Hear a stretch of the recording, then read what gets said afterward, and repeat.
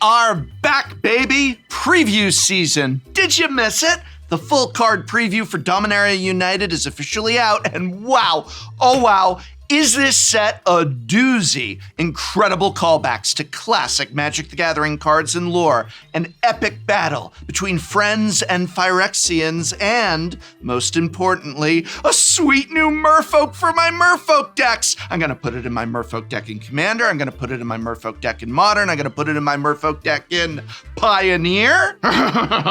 So yes, I am positively bursting with excitement about this set. In all aspects, Wizards of the Coast seems to have knocked it out of the park. With this one, the Magic story is ramping up for a huge conflict between the Phyrexian invasion and Dominaria. Tensions mount, and if Dominaria United is any indication, there's a lot to look forward to. But let's not look too far ahead just yet. Dominaria United is about to have a huge impact on many formats, but one of the biggest formats it will affect is Pioneer. There are, frankly, dozens of cards that look like they could have a home in Pioneer, and while I've narrowed it down to the 5 cards that I think are most likely to leave their mark on the format, there's one card, a reprint, that may just crack this format open like an egg. What is it? Well, you'll have to sit through 20 minutes of lead up and foot dragging, plus an ad to find out that it's Liliana of the Veil, which you probably already knew because it's Liliana of the Veil. Oh crap, now this video will underperform. You've already found out what the card is. You're gonna shut it off. I'm ruined. Ruined. Please stay. There's other hot new cards from Dominaria United that are gonna make an impact in Pioneer. The format's more alive and vibrant than ever, but yeah, Liliana of the Veil, it's been reprinted and thus it's now Pioneer legal, and again, it's Liliana of the Veil. But what else will see play in Pioneer? Let's discuss. But before I even hit that list, let's get real. We went nearly 6 whole weeks without any card previews. What are you gonna do to fill the gaping holes in your life that a lack of preview season creates? Actually play Magic the Gathering? No. One word for you, my friends: audiobooks. That's why I love Audible, the premier audiobook service and sponsor of this video. New members can try Audible free for 30 days, and all you have to do is visit audible.com/Tolarian Community or text Tolarian Community to 500-500. As an Audible member, you will get 1 credit every month, good for any title in our entire premium selection. Those titles are yours to keep forever in your Audible library. You'll also get full access to the popular Plus catalog. It's filled with thousands and thousands of audiobooks, original entertainment, guided fitness and meditation, sleep tracks for better rest, and podcasts, including ad-free versions of your favorite shows and exclusive series. All are included with your membership so that you can download and stream all you want. No credits needed. Right now, I'm listening to The Way of Kings by Brandon Sanderson. The result of more than 10 years of planning, writing, and world building, The Way of Kings is actually the first in the Stormlight Archive, a bold series about a war that rages across a ruined landscape called the Shattered Plains. There, Kaladin, who traded his medical apprenticeship for a spear to protect his little brother, has been reduced to slavery. In a war that makes no sense, where 10 armies fight separately against a single foe, he struggles to save his men and to fathom the leaders who consider them expendable. No need to pay $60+ to enjoy this epic of fantasy. New members can have it for free on me, or pick any title from Audible's extensive library, and new members get to try Audible for 30 days also on me. So start listening with a free 30-day Audible trial and get full access to thousands and thousands of all-you-can-listen audiobooks, original entertainment, and podcasts included in the Plus catalog. Visit audible.com/Tolarian Community or text Tolarian Community to 500-500. Before I tell you that Liliana of the Vale is the #1 card for Pioneer from Dominaria United, let's begin with an honorable mention, Vidalian Hexcatcher. And my new friend is very honorable indeed. Hexcatcher is a 1/1 merfolk creature that costs 1 generic and 1 blue mana. It's part of the new cycle of Tribal Lords from Dominaria United, meaning it gives +1/+1 to all other merfolk creatures. It also has an additional line of text. You may sacrifice a merfolk to counter a non-creature spell unless its controller pays 1 generic mana. Hexcatcher will immediately be the best card in the fringe playable Simic merfolk deck in Pioneer. Between it and Merfolk Mistbinder, the deck now has 2 different 2-mana lords, a crucial number for tribal decks to have access to in order to reach the power level threshold needed to compete. What's more, granting a force spike effect to each other merfolk creature gives the deck much needed disruption against control and combo decks. I really wish I could put this card in the actual top 5. It's really a very, very good card and one of the best merfolk we've seen in years, but unfortunately the pool of merfolk in Pioneer just is a bit too scarce for this card to make a big wave. As the other 5 cards ahead of it are far more relevant. So, what are these cards that are apparently better than this sweet new merfolk? You'll see. All right, I'll stop fishing for puns. Let's dive in and get you hooked. Ever wish you could overload a portable hole? Well, now you can! Temporary Lockdown is an enchantment that costs 1 generic and 2 white mana. When it enters the battlefield, exile each non-land permanent with mana value 2 or less until Temporary Lockdown leaves the battlefield. Pioneer Azurius-based control decks have been hungry for ways to survive the early turns of the game before their planeswalkers can come down and take over. Lockdown delivers in spades, wiping away cheap creatures, artifacts, and enchantments on an early enough turn that the control players shouldn't have taken too much damage yet. In particular, this card is a huge difference maker for control decks' Rakdos Sacrifice matchup. Sacrifice is great at putting a lot of pressure on its control opponents early with the pesky Cat Oven combo and cheap creatures like Blood Tithe Harvester and Unlucky Witness that are awkward to deal with cleanly. Lockdown is the perfect answer for these cards and could be strong enough to swing the matchup toward the control deck's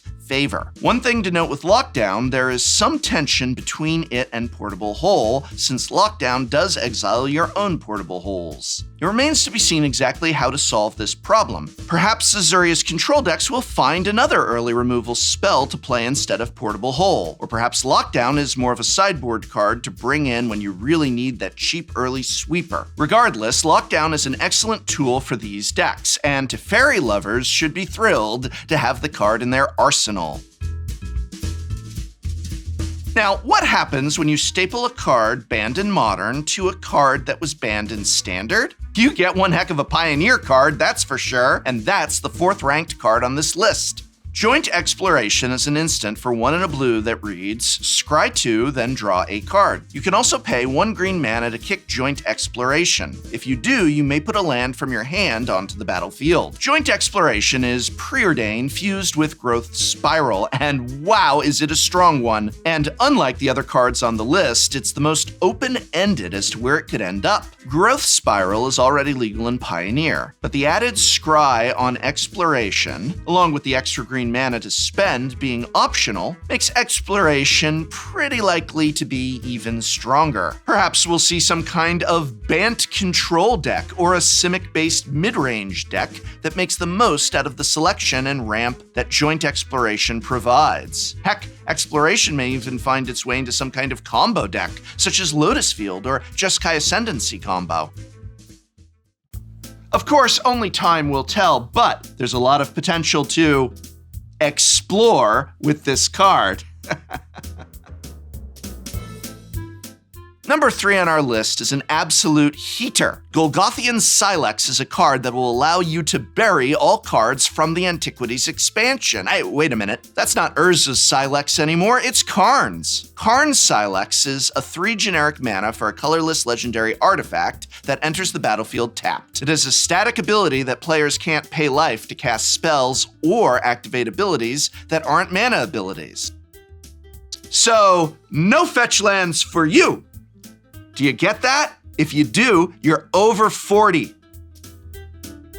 But that's not really relevant in Pioneer, because there are no fetch lands in Pioneer. However, you can tap Karn Silex, pay any amount of mana, and exile it to destroy each non-land permanent with mana value less than or equal to the amount of mana you spent to activate the ability. Much like many cards in this set, Karn Silex is a mix of 2 classic cards: Pernicious Deed and Larry Niven's Disc. Pernicious Deed was a very powerful card in its day, and still sees play in Vintage as an answer to decks with a lot of cheap artifacts lying around. But there are a few key differences between it and Karn Silex. Number 1, Silex enters tapped, meaning it can't be activated the turn it comes down, hence the Larry Niven's Disc comparison. Secondly, it's an artifact, again reminiscent of the disc. And thirdly, whereas Pernicious Deed only destroyed artifacts and enchantments and creatures, Silex destroys all non-land permanents. That means it can take out planeswalkers too, but unlike Deed, it does not destroy artifact, enchantment, and creature lands.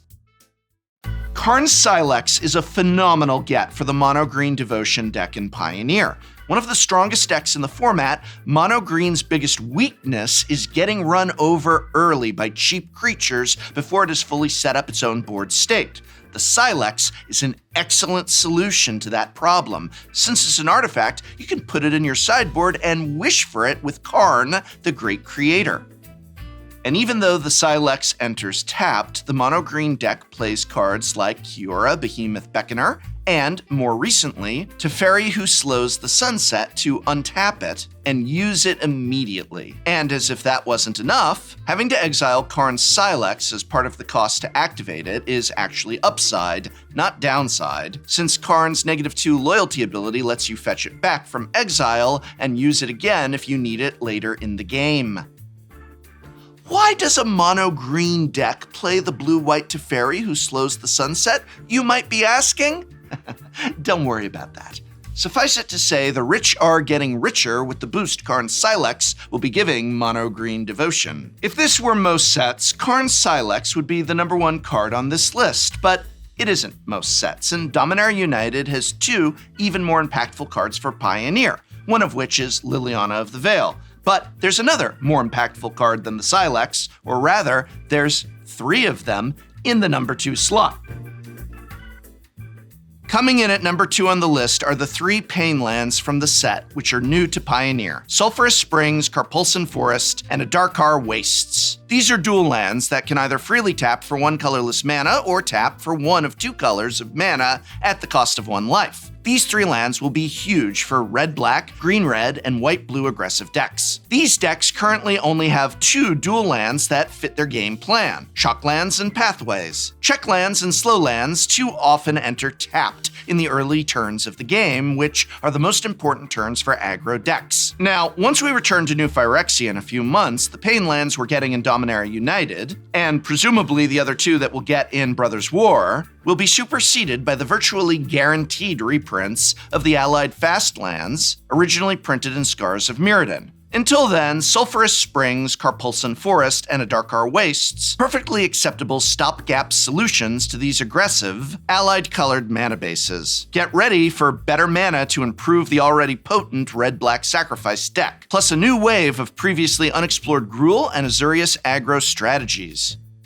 And now, what card from Dominaria United is the number 1 most likely to not only make an impact in the Pioneer format, but perhaps crack it wide open? Well, if you said Liliana of the Veil, you're wrong. It's a surprise. I don't even think it's relevant. I'm going to explain why it's going to see no impact and why this other card is in fact going to change everything in Pioneer. I'm just messing with you. It's obviously Liliana of the Veil. I have no other card, but for that one moment, you thought I did, didn't you? Welp, as the young kids say, the mad lads did it. Wizards of the Coast reprinted Liliana of the Veil in a standard set, which means Wizards of the Coast reprinted Liliana of the Veil into Pioneer. It is impossible to overstate the potential impact that Liliana will have on this format. A longtime all-star in Modern, Liliana has mostly been pushed out of that metagame due to the high power level of Modern Horizons sets, which is exactly what Modern Horizons sets were intended to do. But those sets are not legal in Pioneer. Thank the Lord. This means Liliana will immediately enter the format as one of the best planeswalkers in Pioneer, if not the absolute best. There's already 2 natural homes for the planeswalker in the potent red-black mid-range deck, and the various flavors of white-black X Greasefang combo decks. Red-black midrange already has a bit of a bloated with 3-mana spells problem, but Liliana is certainly strong enough to demand a spot in the deck somewhere. Greasefang, however, gets the biggest benefit. The deck was craving a strong backup plan to the plan A of refurbishing a Parthilian II with Greasefang Okiba Boss. Liliana provides that backup plan, while also contributing to the primary game plan by attacking your opponent's hand and discarding your Parthilion and other vehicles to get back later with Greasefang. As far as day 1 Pioneer decks go, look for the Greasefang combo deck to hit the ground running once Dominaria United hits the shelves. Welcome home, Liliana of the Veil. We've missed you. All joking in this video aside, I think Pioneer is one of the healthiest, most exciting formats around right now. If you've missed out on seeing some Pioneer gameplay, you can check out my episode of Shuffle Up and Play, where we shuffle up some Pioneer decks. Though they are all now obviously out of date in the current meta, but it's still a good video to watch. But hey, now I want to hear from you. Are there any cards that did not make this list that you think should have? Let me know in the comments below. And remember, you can start listening with a free 30-day Audible trial and get full access to thousands and thousands of all-you-can-listen audiobooks, original entertainment, and podcasts included in the Plus catalog. Just visit audible.com/Tolarian Community or text Tolarian Community to 500-500. Thank you again, Audible, for sponsoring this video.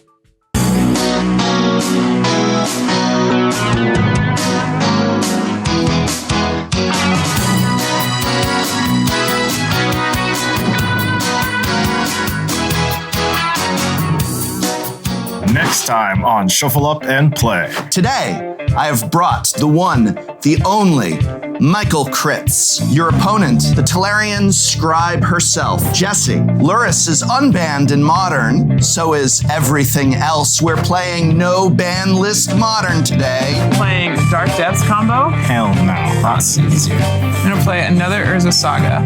I will play Unholy Heat on your Elvish Mystic. Oh, 10 counters on it. How could you possibly ever get a Merit Lage into play? 1 counter at a time, probably. Okay. I am summoning What? the one, the only